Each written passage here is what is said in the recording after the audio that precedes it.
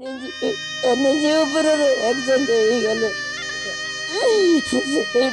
Hospital नेला IC भितर नहीं रखी बाइक आपण मैंने केतबेले आज खबर पाइले खबर केतबेले आपन को फोन कर आज तो सकाळू खबर पाइले आम मु तो सासू घर थी मो बाप घर एटा मु सकाळू यही खबर पाइनी नहीं जुए पड़ी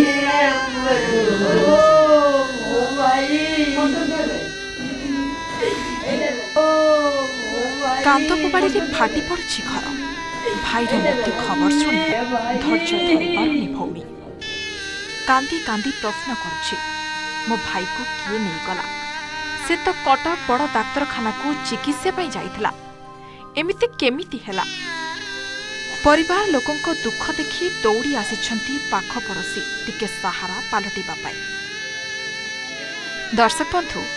ए दृश्य हेउछि बालेश्वर जिला रूपसा अंचलर कटक एससीबी मेडिकल अग्निकांड रे जो किछि रोगी प्राण हराइछंती सेमानक मध्यरे अछंती बालेश्वर जिलार मधुसूदन दळे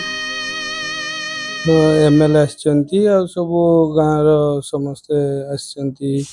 जे गाँव प्रतिनिधि माने सब आसिक पहुँचुंती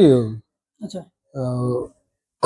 पहुँचला परे आम चाहूँ टिके जमती सहायता किसी बहुत पाइबा चाहूँ बड़ापा जड़े चाष करती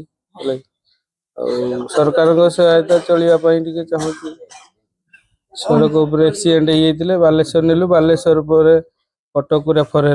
रेफर पर आईसीयू थिले आईसीयू थिला काली जो अग्निकांड घटला आईसीयू शुणला एक्सपर्ट कर परिवार लोकंको कहिबा अनुसार 12 दिन पूर्व दुर्घटनाग्रस्त होई बालेश्वर डाक्तरखाना रे भर्ती होइथिले मधुसूदन किंतु अवस्था बिगड़िबारु डाक्तर माने तांकु कटक बड़ मेडिकल को रेफर करथिले। सेई दिन ठारू एसीबी रे चिकित्सित हेउथिले मधुसूदन किंतु किए जानिथिला भलो हेबाकु जाइथिबा मनिषटीर जीवन एमिति चली जिवो बोली। आमे जतेबेले सुनिया पय पाइलु जे एते बड़ गोटे घटना घटिची किंतु एटी घर पहुँचला पर आमे ए जानि पाइलु जे से 3-4 दिन भितर हॉस्पिटल रो डिस्चार्ज हेई थांते गत 12 दिन तले जो एक्सीडेंट हेतिला से रिकवर हेई आस्तुले 2-3 दिन भितर हॉस्पिटल छाड़ते किंतु एमिति गोटे मर्मन्तुद घटना घटला जोटा कि असहनीय जंत्रणा बर्तन परिवार सहित आम ग्रामवासी आम साधारण अंचल चिकित्सक साय खेली